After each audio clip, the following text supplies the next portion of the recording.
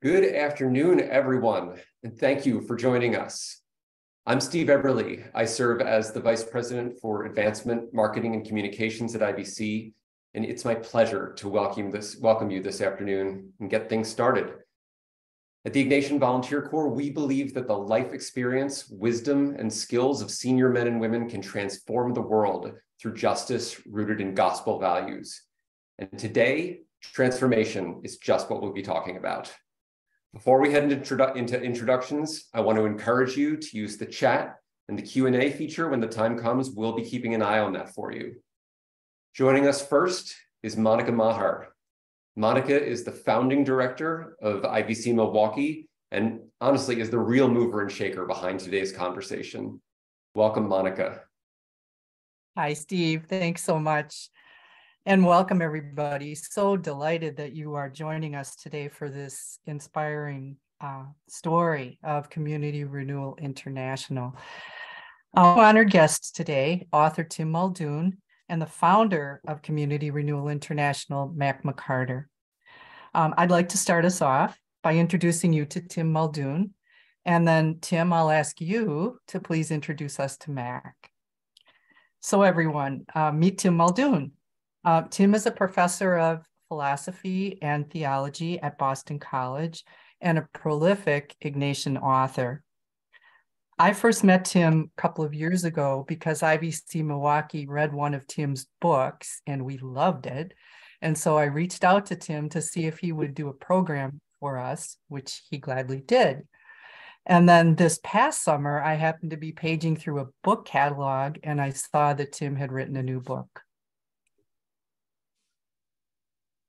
How to remake the world, neighborhood by neighborhood.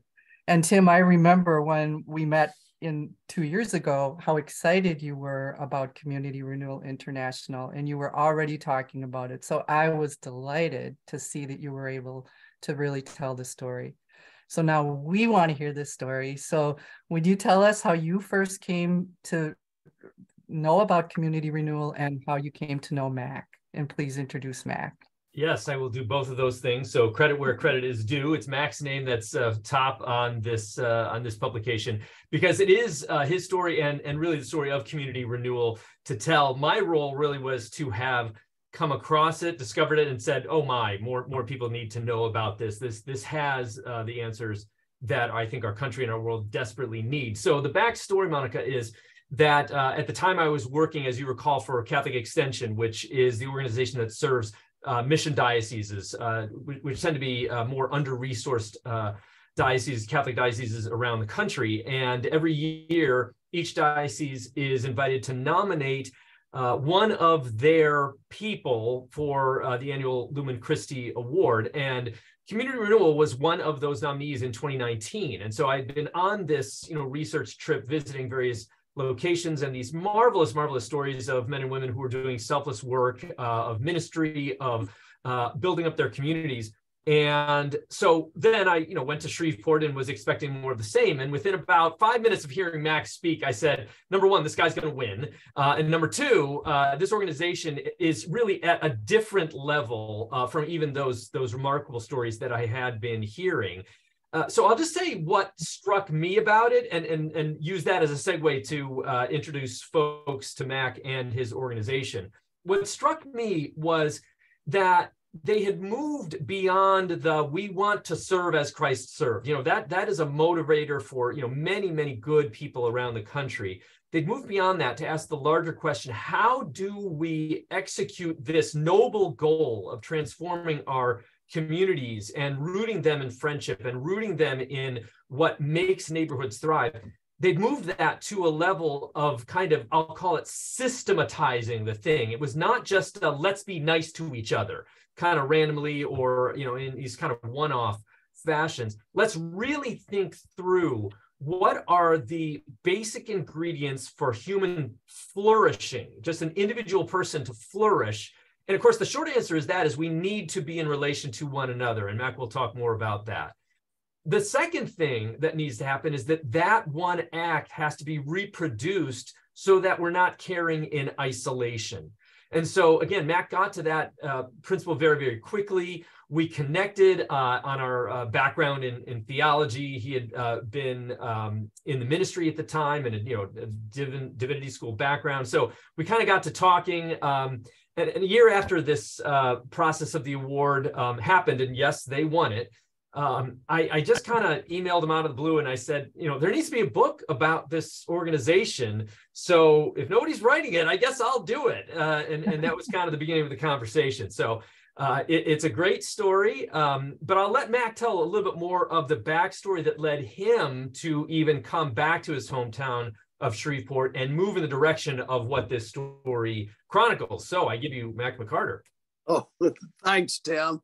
And Monica, thank you. And Steve, it's wonderful to be here.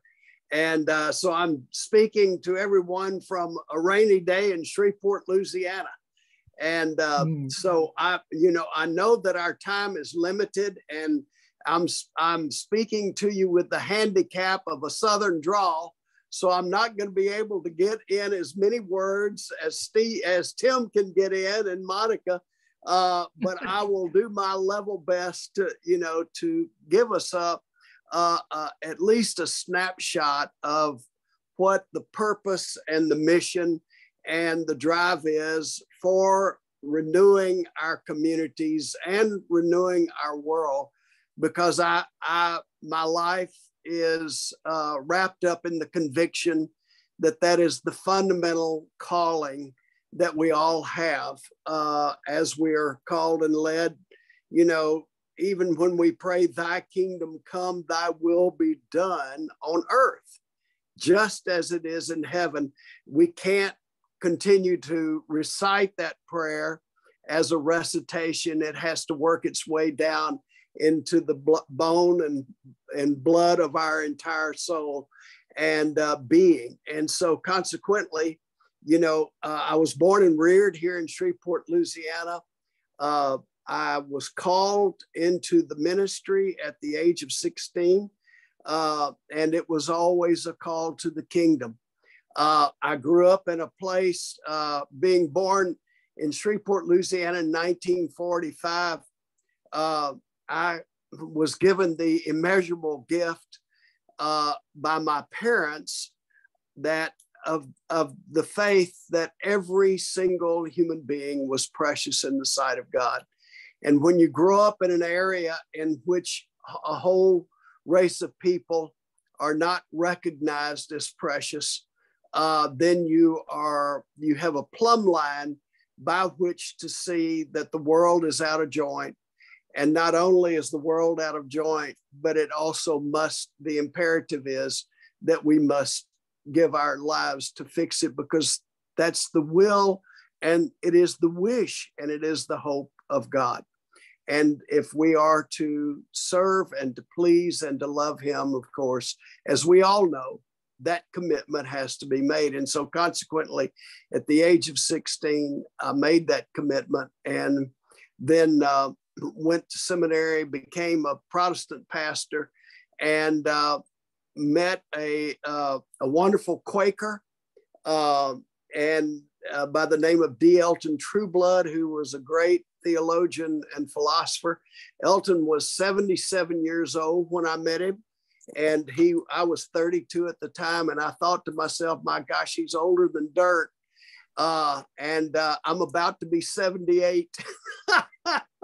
So here I am. Met Elton Trueblood. He was here speaking. He had written 33 books, just an expansive personality and a brilliant man, but so dedicated. And Dr. Trueblood took me under his wing, and we actually walked together for 17 years. And Dr. Trueblood, the first time that I met him, he said, the American congregations are doing many good things, but they're not stopping the disintegration of our society. And I know that in today's, webinar, that there's not a human heart beating that is not in incredible sorrow right now. And it has been, we've had 38 mass shootings in 24 days. Sunday here in Shreveport, Louisiana, we had 8 people shot. 5 adults and 3 children. And the house they were in was shot up. The little girl 5 and the little boy 3 are in critical condition. And so as I speak, we recognize that our world really is in critical condition. And we are seeking for that. Lord, we do want to serve you. Here am I, send me. But how and where do we put our hands to the plow? How do we put our hands to the oars? And how do we plow new ground? And how do we row toward that far shore that God is calling us to? And so that was the driving thing in my life. And Dr. Trueblood, within a few minutes after he said, you know, that we have not stopped the disintegration of our societies. And I very solemnly said, and this guy was my hero, I said, yes, Dr. Trueblood, we live in a sick society.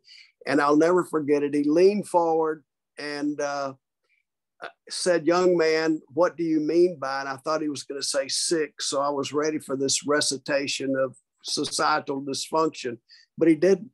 He said, what do you mean by society?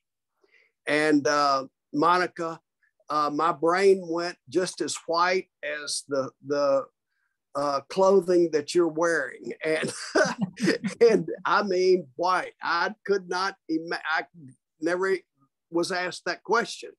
You know, I just had assumed society is here. We just get up and go to work like a fish that's born in the ocean. You just start swimming. You don't think about it. You probably do once it gets polluted as a fish, but you know, you just do it. And so I just told Dr. Trueblood, well, Dr. Trueblood, that's really too deep for words. And he said, young man, don't ever say anything. It's too deep for words to me.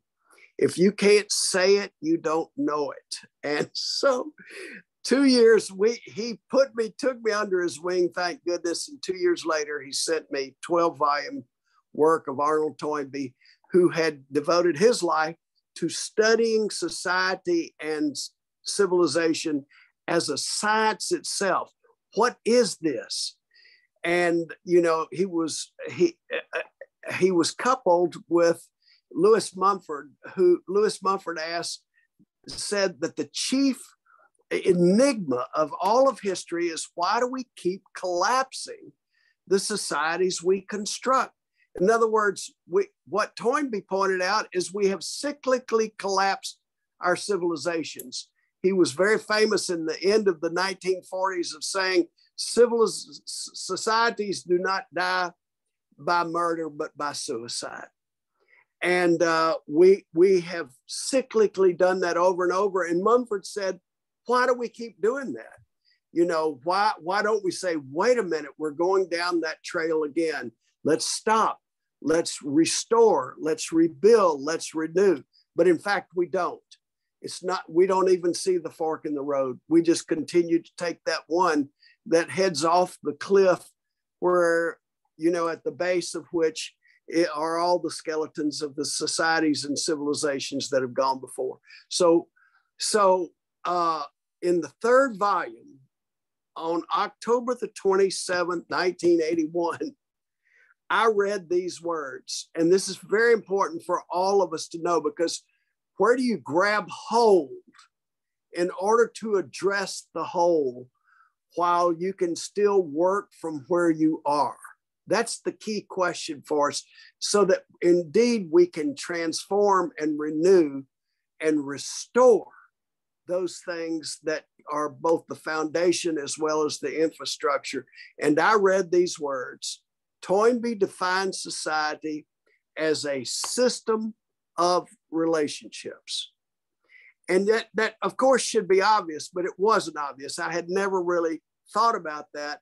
But y'all, when I read those words, I stood straight up at my desk.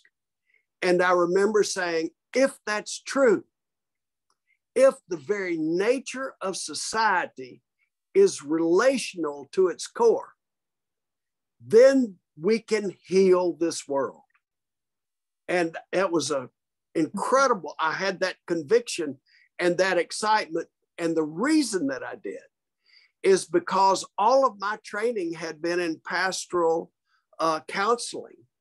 And my major training, I sat under, in fact, one of the three men that actually developed the entire discipline of pastoral psychology. Was my major professor. And so I had done like 16,000 hours of counsel, because here are folks that are hurting in their relationships, their marriages, their friendships, their relationship with God. The realization that the Sermon on the Mount only talks about relationships, right relationships, how we relate to God, how we relate to each other. And at the end of that, Jesus said, whoever hears these words and puts them into practice will be like the wise man who built his house on this rock of right relationships. And so we keep skipping over the relationships in order to, quote, get to the answer. And it is profoundly the relationships that make all of the difference in the world. And if we can find a way to leaven these relationships and joining together in a system, then we have tapped into this incredible power. And I knew that relationships had rules that are just as ineluctable as the laws of gravity. And if you obey those rules, you make friends. And if you continue in those rules, you nourish your friendships. And if you don't obey those rules, then you will separate, and it causes the immense damage to the heart. And so I knew I had seen relationships that were so broken. I had seen, if they follow the rules, if they're willing, if they invest themselves, if they nourish that which they share in common, because we're all different. And if we're going to insist on our diversity, you might as well insist on World War III and understand that we're not going to get to the wonderful celestial kingdom of unity by taking the path of diversity. It won't happen. But we can celebrate our uniqueness in God, because we're all unique, but we have to feed that which is common. That's what ties a relationship together. So what hit me was, I know those rules on the molecular basis.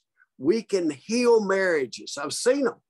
I've seen brokenness totally healed. I've seen broken people healed because they get their right relationships. And what really hit me, y'all, was, can we find a way to take those principles and make those practically applicable for whole cities, for whole societies? And so I started out with my local church, and I'm going to hasten to the model itself, but you need to hear this journey. I started out in my local church saying, okay, here's where we are, but we're going to reach the whole city. And I didn't realize that you couldn't go. I could have more easily walked to Cuba than I could starting in my church and try to bring the other churches together, because I didn't understand how we also nourish our own sectarianism. And what started I was the pastor of the First Christian Church, and the First Presbyterian and First Baptist and First Methodist said, well, that's great. I'm glad you have that idea. But we ain't going to do it because you're a different denomination. So you couldn't really get there. And I didn't realize that. I'm an idiot. It took me 9 years to figure out this is not going to work. I had a friend that called me and said, come back to Shreveport, Mack, and let's plant this, because he had been following what we were doing. We called it the Cornerstone Christian Community Movement. And it really never passed barely got off the cornerstone. And so at least the corner where we were. And so I came back to Shreveport with the idea of this, planting this in the neighborhoods. And then that way there is a common soil that is not with a delineated title on it for ownership. And that way, whatever we shared in common, because that's one of the fundamental rules. And so I came back to Shreveport and I realized that I did not even know how to go across those lines of uniqueness myself in a racial deal. I had preached about it, but didn't know how. And so I determined to go down into what was at that time one of the more dangerous streets in Shreveport, where they had drive-by shootings and everything. And I was going to see if love really worked. And here I am, I'm white, I'm a stranger, I'm affluent compared to them, and I'm scared to death. And on a Saturday morning, I go down and I didn't want to stop. I was going to just do a drive-by blessing, bless you, bless you, bless you. And so, but I did stop, and it's just a street of row houses. And I little kids came running up. I took them in my arms and I started knocking on doors saying, I'm Mack McCarter. And there's a group of us that believe if we'll get to be friends, we can change our city. And not many doors opened, but in about 3 months, I went back every Saturday at 10 o'clock, and that's a principle. The people in 3 months were sitting there waiting, for their friend to come. I had no agenda other than to be friends. At that point, I saw the incredible power of love, that love does work and that love will win. And that's our fundamental faith claim. And so it overcame our racial divide. It overcame our socioeconomic divide. It overcame the fact that I was a stranger, and it overcame my fear.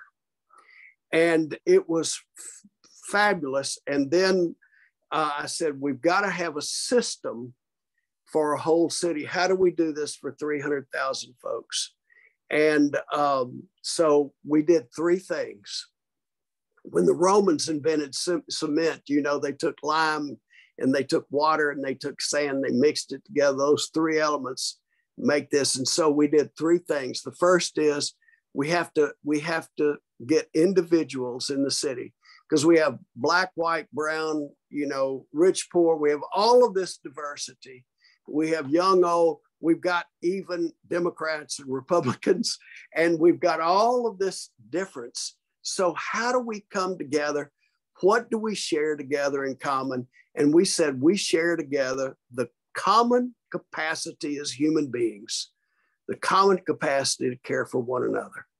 And so we just said, okay, we're going to form the We Care team. No matter who you are, you can be wonderfully Catholic, you could be Jewish, you could be Muslim, but if you care because you are Catholic, because you are Jewish, because you're Muslim, you can say, because I care for each and every person. We said, will you commit to care for each and every single human being? And if you'll do that, then take the second step. And that is, will you care together? Because you see, we've been caring. We're the largest gang in town. By far, we're the biggest gang on planet Earth. And it is the gang of people who care, but we're invisible to one another because we're normal. We're not the ones making the news. It is the people who act abnormally that make news. It's the guy that gets on the plane and disrupts everything as he's flying from Los Angeles to New York, and they have to land in Denver because they've duct taped him to his seat, and he gets on the evening news, and he's just flown over millions of us who are doing great things for our neighbors and caring and stuff. And so we have to get visible to one another so that we can connect. And so what we said is, we're not going to wait for a catastrophe to get visible, because that's usually when we do make the news, is strangers come and help you, in times of need. Well, that's us. We're the biggest gang in town. So we've got to reconnect, and we're going to reconnect by getting visible. And you sign a card because you have committed to care for everyone, but you've got to take a second step. You've got to now join together, because we've been caring individually and that in isolation of one another, and therefore the power of caring hasn't been optimized. So now we're going to care together, and we're going to sign these cards, and we're going to commit with all other people who have committed to care for each and every person. We're going to commit together. So here's a button that says we care. And when you know it, I forgot my button. Here's a button that says we care. And here's a bumper sticker that says we care. And here's a sign in front of your house that says we care. And we're going to get visible. Black, white, brown, rich, poor. We can see the commonality of our caring together. It is so profound to drive around Shreveport, because now we have over 50,000 Shreveporters, who black, white, brown, rich, poor, young, old, male, female, even Republicans and Democrats. And y'all, I promise you this, I promise you this, is that we have Republicans and Democrats on the We Care team who literally would die for one another. I promise you that. That's true. That's true. And so here is this unity in this common soil of caring. And this is the fundamental tree that is planted that makes its way for all the birds of the air to land and to be there and to make their home in that tree, just like the mustard seed Jesus was talking about. And so the second thing, that's called the We Care team. The second element is called the Haven House plan. And that is, if you're going to unite a city, you've got to take that city back with love, block by block by block. So we train people to do what I did. Instead of going to somebody else's block, which is what I did, I said, let's go to our own. Because when I grew up, I knew everybody that lived on my street. They all knew me. And, you know, we knew and loved one another. And consequently, now we can email people all over the world, and we don't know who's living and dying 5 houses down from us. We've gotten disconnected, and that disconnection has brought mass dysfunction. So we have to consciously reconnect. And I'm going to remind you that that society is a system of positive relationships. And if it's sick in its relationships, and it's got to be reconnected together. Then when that happens, wonderful things occur. So the second part is to train people to meet their neighbors and to help their neighbors meet one another. How do you do it? Well, you throw a party. But the great thing is we've systematized that. We've trained over 1,600 block leaders. Our goal is 5,000. And so they are working, and they meet together in groups of 20 every month. So it's a system, and they're nourished. It's one thing to have a relationship. It's another thing to recognize that every relationship must be nurtured and must be nourished. That's what they came up with in the Harvard study for adult development. That's the longest ranging study. It started in 1938 on what makes a human happy. And that is, and in their well-being. And it is good relationships, and they have to be nourished and nurtured. So consequently, here is this block by block. And the third part of this, all working together, is how do we help our friends and neighbors who are trapped in high crime, high poverty areas, and how do we help them? And that is, we have remarkable human beings that we've trained, and we move them in as community coordinators of caring. They move into the neighborhoods, 40 square blocks. We send 2 families in, and it's like sending missionaries to our own city, missionaries of love. And they get people to sign on the We Care team, become block leaders, and we nourish this. And the great thing is that we now have a group of people who are full-time, because people that are working don't have full-time, they're full-time, to join rich neighborhoods with poor neighborhoods, et cetera, et cetera. and bring them together. So our full-time folks are nourishers of this relational foundation and relational base. That's the fundamental model. I'm going to say one other thing. Now, this stretches out into many things that is so powerful. Samuel Johnson's uncle, when Samuel Johnson was 16, his uncle Cornelius said, "Samuel, most intelligent people study the leaves and the limbs of a tree all their life. You grab the trunk and you can shake all the leaves and all the limbs at once. And this trunk of the human capacity to care for each other, that opens up everything. And that is the common soil from which we spring. And in our Friendship House neighborhoods, these high crime neighborhoods, the Shreveport police did a 20-year-long longitudinal study on the year before we built the Friendship House, the crime, and brought it all the way up to the present. And our average in those neighborhoods is a diminution of all crime is 54% down in 20 years, and major crime down 51%. And that's gigantic. And so that's just one quick statistic to show the power of caring together. And so, you know, those commitments are, I commit to care for each and every human being. I will join together with everyone else who is committed to care for each and every human being. And I will serve to expand this army by sharing the news that love works and love wins. And this can reach worldwide, because every human being, if you're living in a human body, you're a human being, and you need love and you need to give it. It is fundamental to the human nature and the human need. And now let's expand it to be universal, because it's already there. And it gives us a way to do this. And so I'm gonna stop right now.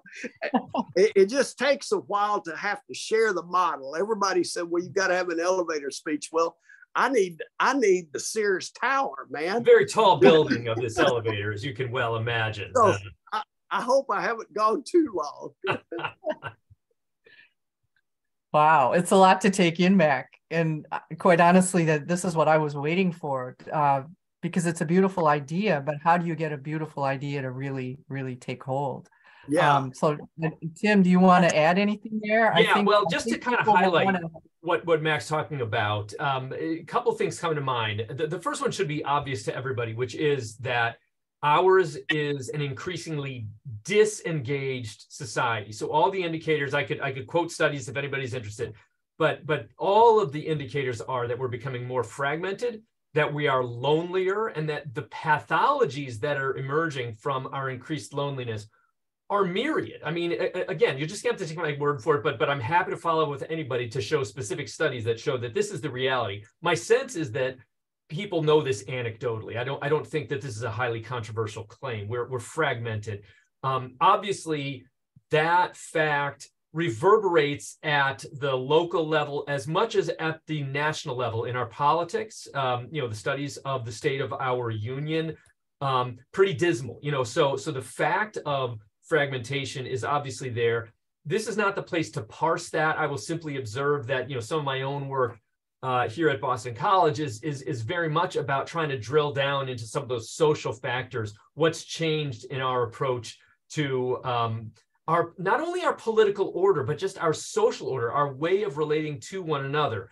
I think there are lots of things we could point to, but I'll just, you know, come back to the fact that I was struck by Mack's, I think, just intuition about this at a very early, you know, stage of this story that he narrates, that if we don't get it right on the micro level, then God knows we're not going to get it right on the macro level. You know, so I think that our political discourse is focusing on the macro level and it's completely ignoring the micro level. We're just not getting our relationships correct.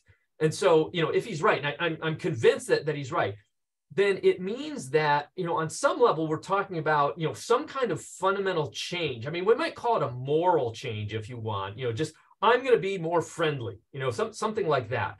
I think those of us that are, in the communities touched by certainly, the Ignatian Volunteer Corps, those that know something about Ignatian spirituality, which has been very much part of my background, know that on some level, this is a spiritual question. How is it that we are willing to reach out to others, who are different from us and those that challenge us or think differently, but to be, I think, honestly realistic about the people around us, not to idealize what a community should look like, but to actually think about what do the neighbors around me, summon from me in terms of reknitting that social fabric. So, what I'm seeing in this model is a profound realism about the ways that the micro level of forming relationships has to then move to the more systematic level. And I think Mack explained that very, very well. We can't do this in isolation any longer. That we have to think about, just heck, even scale, the scale of our neighborhoods. We've gotten, we're a bigger country than, even a couple generations ago. So to think through that complexity, to think through, what about the neighbors that speak different languages or that, have a different skin color or that come from different economic backgrounds or have different political views, but to be very realistic about what is it that will be, what unites us. And again, it's the capacity to care. I mean, that lays the foundation. I'll mention one last thing. Fairly recent study. It was published in the New York Times just about maybe a month ago. It was over Christmas. It was right around Christmas, but it demonstrated, and this was a vast study, how beneficial are friendships among people of various economic strata within society. That the outcomes tend to be very, very good. I think that's another indicator. Mack indicated the Harvard study. It's still going on. If anybody wants to see a very good TED Talk, one of the directors of that, it's just called the Harvard Happiness Project. But again, the point being that relationships, even of different sorts, are what nourish us, both on the micro level and on the broader social level. So all of these ingredients are what struck me as what we talk about in the book as, and his term is social technology. And I'll let him talk about why that idea, but it strikes me as so critical to what he's teasing out in this model. So Mack, why don't you say something about social technology? Yeah, well, technology is taking a scientific principle and making it practically applicable to do work. And so what I think of when I begin to think of how do we take a whole city that seems to be so disunited, and what is it that we share together in common, and then how do we feed that commonality so that can begin to grow, and literally it can begin to envelop and change all of us.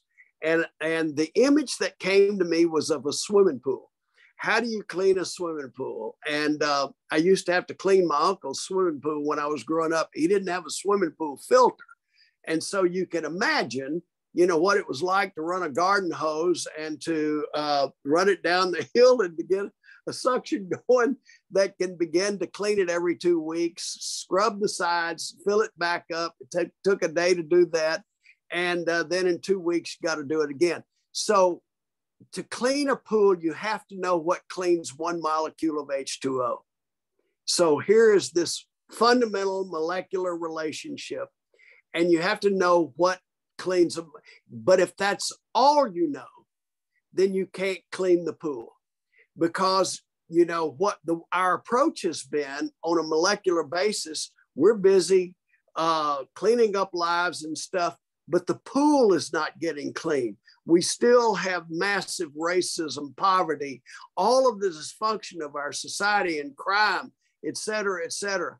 And so, somebody a lot smarter than me invented a system that can bring in billions of molecules, run them through a reactive system that is sequenced, and run them out with such volume and velocity that literally, and we call them swimming pool filters, that literally the pool begins to get clean. So we've all seen the lifeguards saying, well, you can't swim, or they'll look at it and say, okay, you can swim, they'll doctor it. That's the technology to clean a pool.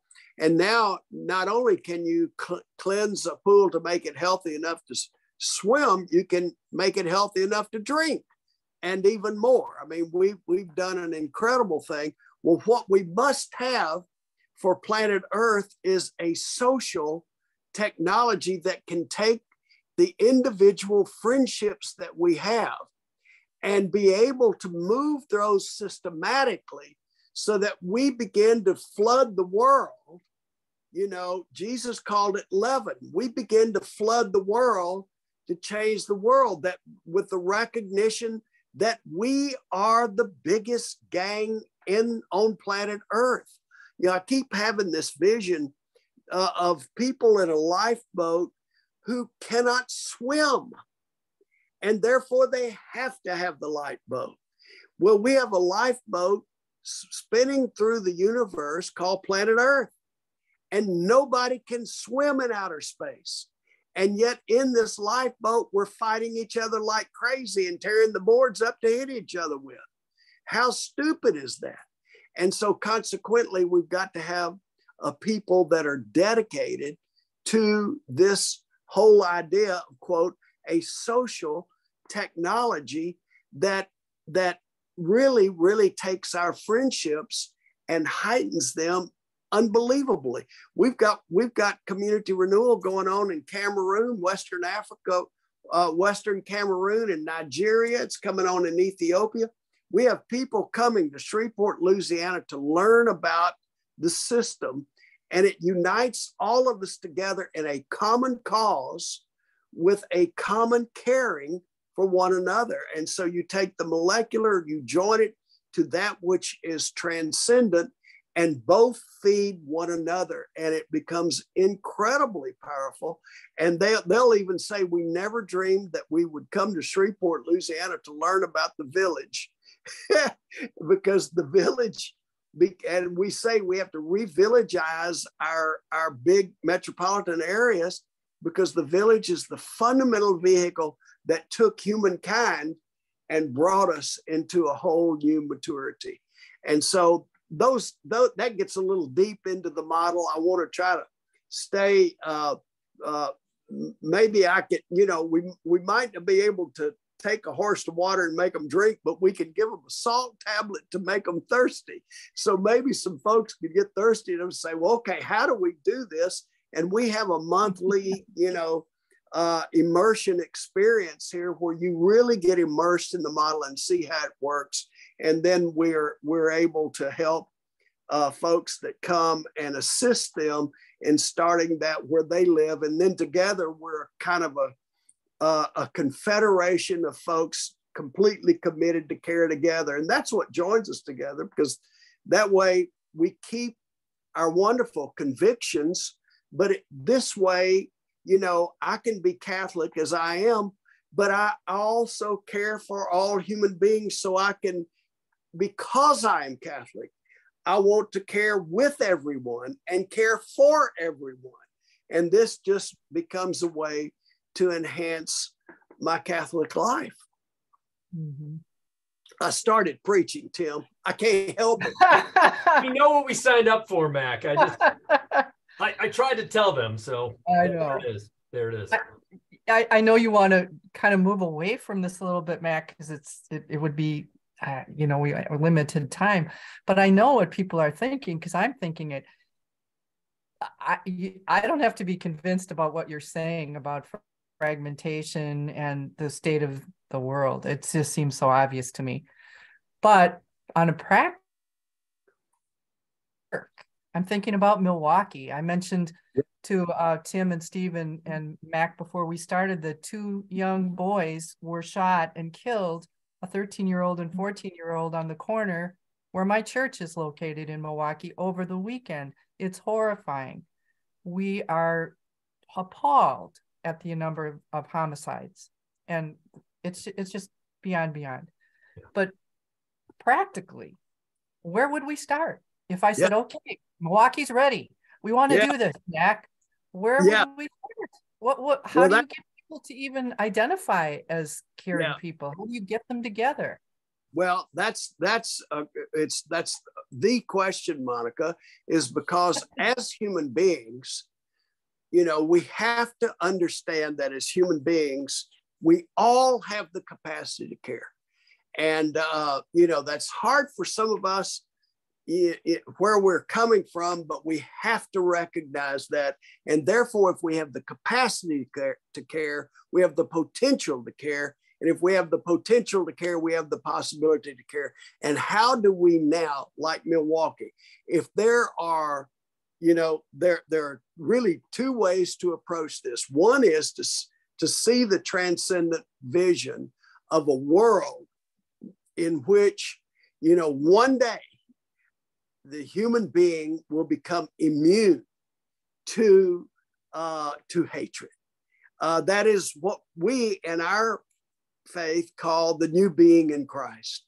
You know, that he is the first fruits of many to come.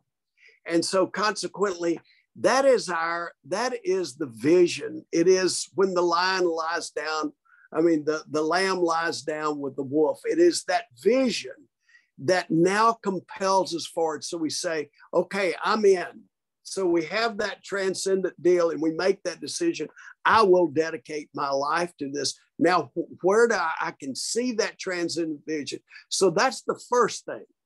We can help you as well as others in Milwaukee but not because we're better. I'm not even saying that. I'm just saying, how do we activate the wonder of the people and the power of the people in Milwaukee, because it's there. And we've done it in many communities, small and large. I'm living also in Washington, D.C., and we've got community renewal going on there.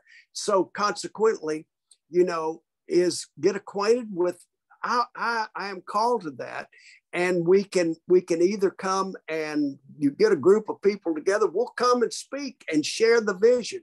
And then after sharing the vision, either that or reading about the vision, I look at this book, not as book sales, but as the means whereby, y'all, I'm not into developing a great nonprofit. I could care less about that. What we're into is we've got to change this lifeboat. We've got to change this world. That's what God cares about. And so consequently, we get either one person or many people who see this are captured and said, I'm committed to that.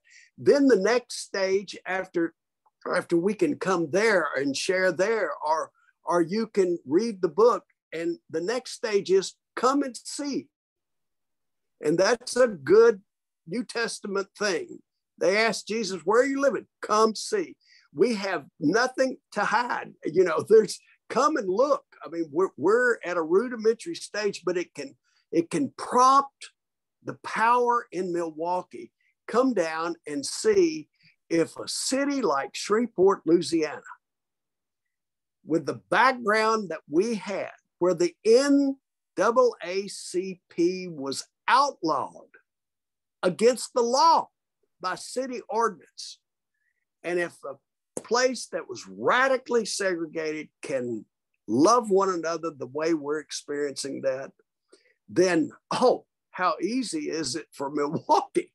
And so, you know, then you've got a core group of folks, and then we work together to show you, you know, the stages by which this can happen. It will not be a quick fix, but I will say this, that love, one of the principles is that this not only has to be universal and transformational in order to both grow us and change us, it has to be exponential in its speed. Well, the speed of love is a lot faster. You just smile at somebody and watch them smile back. It's that quick. You can infect people with the contagion of love a lot faster than COVID. And so consequently, you know, that sets the background because people are ripe. They are hungry.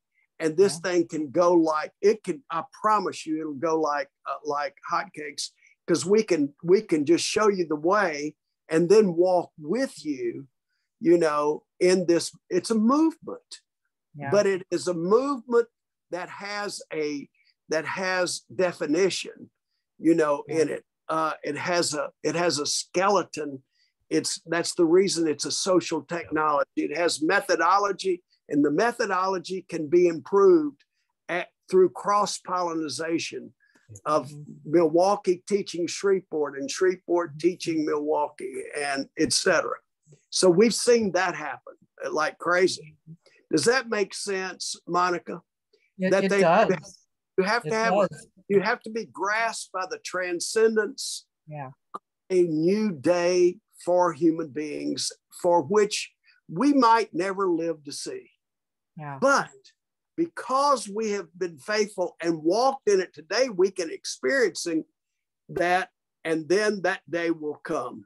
Otherwise, you would have never gotten the Cathedral of Cologne built. Right.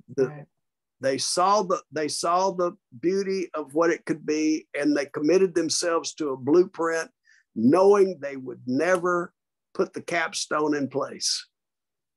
It happened. Wow. Monica, I'm thinking, piggybacking on what Max said, we've got a handful of questions now in the Q&A section, and he's already kind of moving into answering those questions. So this idea of care and nurture, I'm addressing the first question, and the behavioral question. So again, there's something about the fact that other places are already learning from Shreveport, but it's not that there's a template that applies to everybody. So Max's point about learning from one another, I mean, that is unfolding already in these various places where people are coming together, learning from Shreveport. There are a number of folks that actually bring groups to Shreveport to kind of go through a little bit of the immersion experience to kind of see what is the possibility. If I can draw an analogy, if you know what a family can be, then you kind of have a sense of maybe how you go about making a family, go meet somebody, start a family. It's not like everybody does it the same way, but the vision is what matters. So what we're trying to do in the book is suggest a vision that knits together some of the elements of the behavioral questions that I think, Tom B., you're asking there. So the vision is there. There are examples. It does have to do with, making visible the caring. To me, that's absolutely the key kind of wake-up point, is that there has to be some sense of caring together. The training of the block leaders, I think that Haven House strategy that Mack mentioned, is also critical, because at some point you have to have some people that are responsible for organizing the shared activities of caring. So that would be another strategy. And of course, then the third strategy of the friendship house, that call it the most triage model, where you're actually going into a neighborhood and having dedicated people start to kind of knit that social fabric. And they actually live in the neighborhood. They live there. There. Tim, I'm not trying to interrupt. I apologize, but we do have those three fundamental principles of the individual We Care team, the block by block Haven House, and then the friendship house. Those are I've told Tim, when I had high school chemistry, the only thing that we knew was the electron, proton, and neutron. That's all we knew, man. And that's true, but it wasn't the whole truth. So we've got the proton, neutron, electron, but there are many truths to this model for y'all to discover and feed back. And now we've got a feedback system that literally gains power to affect the entire world. Yeah. And the point is that it's foundational. So to the question about even social and financial capital, the relational foundation is the language we talk about in the book. So it's not that this solves all of community's problems all at once. Obviously, that is not possible.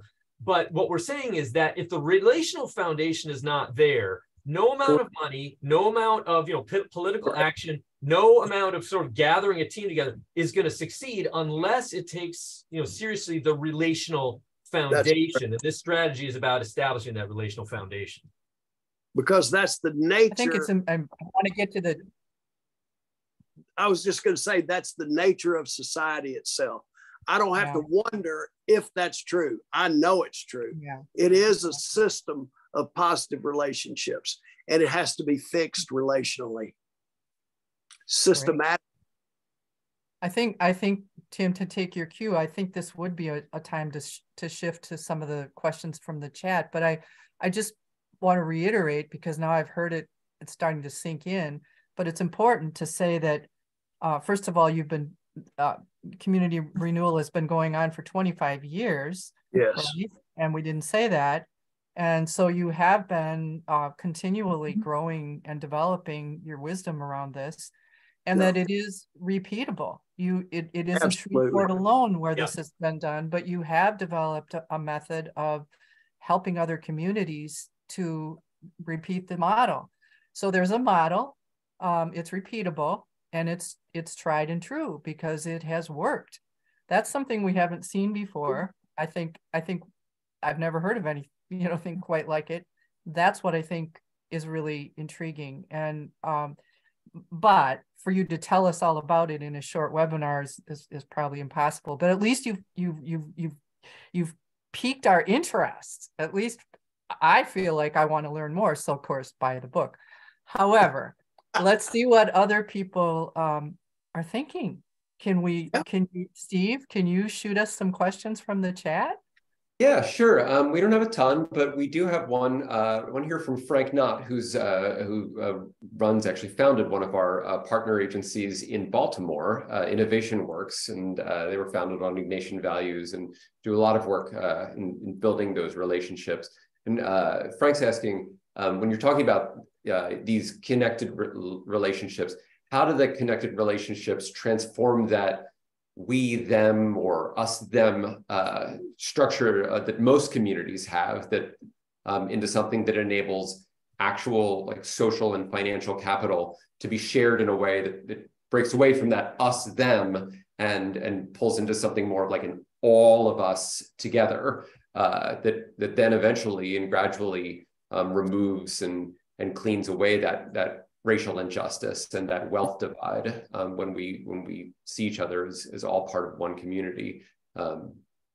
Yeah, you speak to that. Yeah, if I could speak to that, Stephen, it's a great question, because you have to stop and think, what unites human beings together? And when they commit to a common transcendent cause that is above themselves, they come together. That's true in marriage, as well as any kind of if you're going to have a team with team spirit.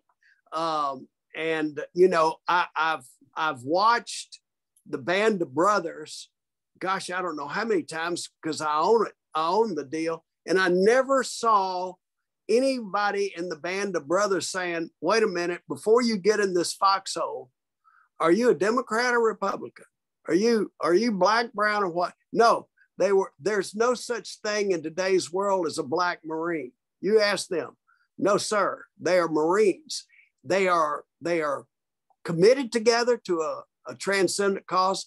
They train together. They work together. And all of a sudden, the uniqueness that we can celebrate always is enhanced, but it is always submerged by that which we share in common. That's what you grow. And so that's how you do it. And I have like 5 principles. One is that to ask yourself, is what I'm doing fundamental to human nature and human need? Is it universal? Does it include everybody? Is it transformational? Does it grow us and change us? Because we have to grow and change if we're to come together. Is it exponential in its speed and scope to spread? And is it eternal in its value? And so I would say it is the cause. The only thing that answers that, all 5 of those, is love. That's it. And our one faith is that love works, and love will win, no matter where we come from. And if you have that faith, that is our common soil. And love is of God, and God is love. And so that's how we come together. And then our them becomes our we. Okay. Tim, so you're a college professor. So in your book, you write about how the Community Renewal International model is taking root in schools and universities. What does that look like? Can you say more about that? I think personally, it's just one of the many exciting dimensions of what's going on, and it's one I'm certainly getting very interested people in kind of my world saying, how does this work exactly?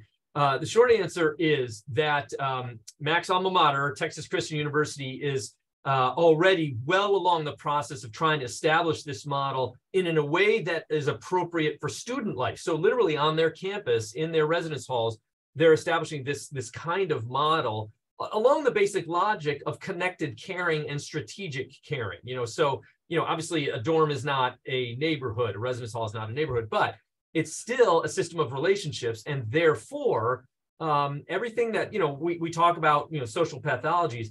I certainly see this. I mean, colleges are difficult places right now. Without getting into the weeds, students are having a hard time. Mental health is at an all-time low. It's, there are all sorts of pathologies.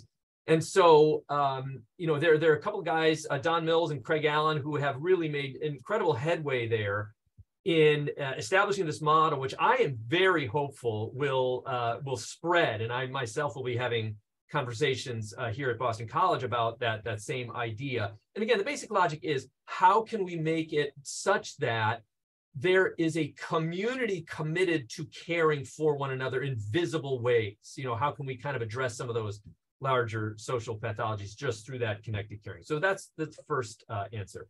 The second answer is that, again, an enormously exciting initiative at University Elementary School in Shreveport, where a really just visionary educator by the name of Casey Monero came in as principal there and established a similar, kind of a model based on community renewal at this school. And without saying a whole lot of the detail, same basic logic, and it absolutely transformed the culture of the school such that, in the year that she came in, there were, the normal level of disciplinary incidents that, any school is going to have. And they dropped to virtually zero when this model was introduced. And my own takeaway on this is that, children, they're, I mean, not to be crass, but they're kind of the canary in the coal mine when we talk about the health of our society. If they're feeling loved, they thrive. If they're not feeling loved, you'll see it kind of immediately. They'll act out, and there'll be all sorts of things that just, are evidence of they're not thriving. So schools, of course, can be kind of a crucible for this. Suffice it to say that this school and then another one where this is being implemented are showing that absolutely the basic, what I call the micro level logic of kind of observing our basic need for caring, this is happening. And so I'm going to be talking to Casey more about this in the coming days, about just interest that I'm getting from educators after encountering the book, saying, how can we do this? And I'll say, there are ideas here. So two, I think, just great examples of this. Wow, that's exciting. And a master's degree in community renewal is on the ground. Yeah. So we're starting to lay the groundwork for thinking through how to actually develop an entire academic program around this basic logic and bring in the various disciplines to help, kind of think through practically what might a training in community renewal look like. Wow. So this is a new thing that I'm hearing. I didn't realize that, Tim and Mack. So the model is portable, and not just portable for a city, but it could be an entity, a school, an institution, That's true. A single neighborhood. Yes. That's very exciting, because that seems doable to me, because we work in a lot of the schools. Yeah, again, the basic logic being any system of relationships, so that was Toynbee's logic. That was what Mack picked up on in that kind of aha moment. And honestly, it's what caught me when I was first attracted to this, is I just said, well, yes, I mean, if you don't get it at the basic level, then you're not going to get it at the macro level. So, what we've said is, we're talking about a foundation, so, Mack will even say it's not that community renewal is a social service organization in the sense of, you've got a bunch of, organizations that do any number of good works. Those are great. Let's work together by all means. This is a much more foundational principle that we're addressing, that if you don't get relationships right, then any good that you're going to do is going to be temporary, and then as soon as the money runs out, it's going to be done. That's going to, we're going to move on, and that's what all political solutions tend to look like. The money runs out, and then it's gone. I'll just say one moment of insight for me was when I was in Shreveport, maybe the first or second time, and I was listening to one of the men who later became a community, a volunteer. But he had grown up in this, high crime neighborhood, which had once been prosperous and a wonderful neighborhood before, any of the pathologies moved in. And he was just reflecting, I thought, very eloquently on, this kind of, rotating circus of, this government program, that one, they come in, they drop some money, and then they were gone, and then nothing changed. So for me, the image was like what Mack was saying about the swimming pool. You clean a little area of the pool, and then 10 minutes later, it's dirty again, So what Community Renewal did, and what this guy was observing is, I knew that something was different because they built a house, they moved in, and they're still here, and so those members, those community coordinators that lived in this friendship house, remember, this was at one time the most violent neighborhood of Shreveport. Now you can walk up and down streets, and it's totally transformed, but his point was, I knew it was different precisely because they were committing to it. They weren't just throwing money at it. They were living among us. They were part of our neighborhood, and they built the trust that over time came to transform the entire neighborhood. Whew. Do you think we need to take a breath here?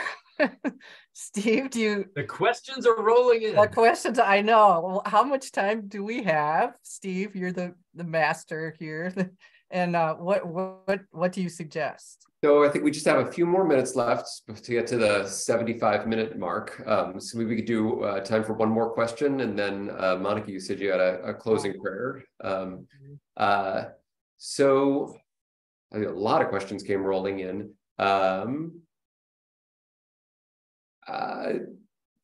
What are some ways that this model works with the existing services that are in the neighborhoods, like education or financial, nutritional services?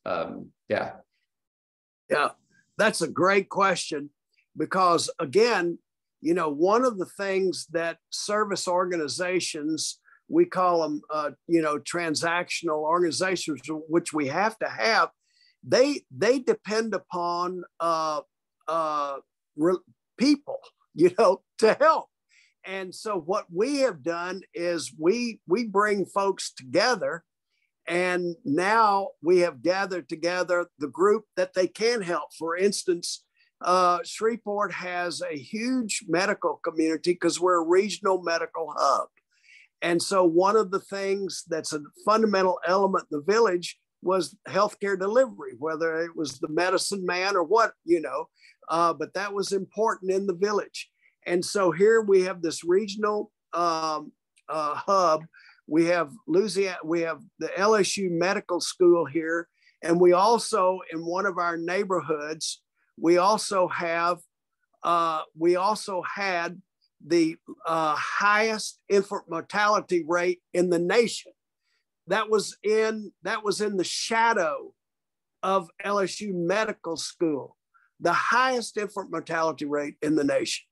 And so consequently, something was not working well, because we moved into that neighborhood and lived. Our community coordinators, they are coordinators of caring. And the word intercessor means to take one person's hand and to take another person's hand and to join them together. Our community coordinators have relationships with the medical school through Community Renewal. They also had the trust of the community. And so we were able to bring together an entire mobile hospital that had trust. We didn't realize that there was a lack of trust in the whole medical community. But now, because we have imputed trust, our folks trusted the community coordinator. And so the medical school trusted us, and we were able to bring them together. And now that entire statistic is off the board. I mean, so that gives you an idea of when you or we work together. We join together with over 200 groups because we're just building relationships and trust. And folks come to us, and it's like having a shunt going straight into the bloodstream of the community, by which you can put the healing power that these groups bring. So it's and we're able to have that flow going both ways because we can facilitate it. It's very powerful. Wow. Possibilities are flowing in my mind. Do you think we need to start to wrap up here, Steve, Tim, Mack? Yeah, I think I'm on and on and on and on and on. We can tell. Mack's a real wallflower, in case you haven't Right. discerned that already. So I'm just thinking out loud here. Having been on the call today and experienced this myself, that this is going to generate questions and like a next step of some kind, which I haven't begun to imagine yet. But I guess what I'd like to throw out there is that for all of you who are on the webinar today, who are just beginning to comprehend what this might be and maybe want to take it to another conversation, that and I don't know, Steve, you'd have to help me with this. I think people might have my email address, but I think if there's interest in another further conversation, I would be happy to try to organize that. I just have a feeling there should be another conversation. We had to hear about it first. We have to internalize it a bit, think about it, and I imagine that there would be a next step. I don't think we thought about how to do that yet, but I just want to say, let's make that a possibility, that there would be a next step for anyone who wants to have a next step, another conversation. And Monica, everyone is invited to come to Shreveport. It's a one-day immersive experience, and they come down on a Sunday and all day Monday, and then they can leave on Tuesday, and we have a great time. 2 nights. Well, that might be a part of the next step among all the people that are on the webinar today and the whole IVC community. If we wanted to, organize something like that where a group of us would come down, I just have to think about that. But let's make it an open invitation for whoever wants to. Very worth doing. Yes. Absolutely.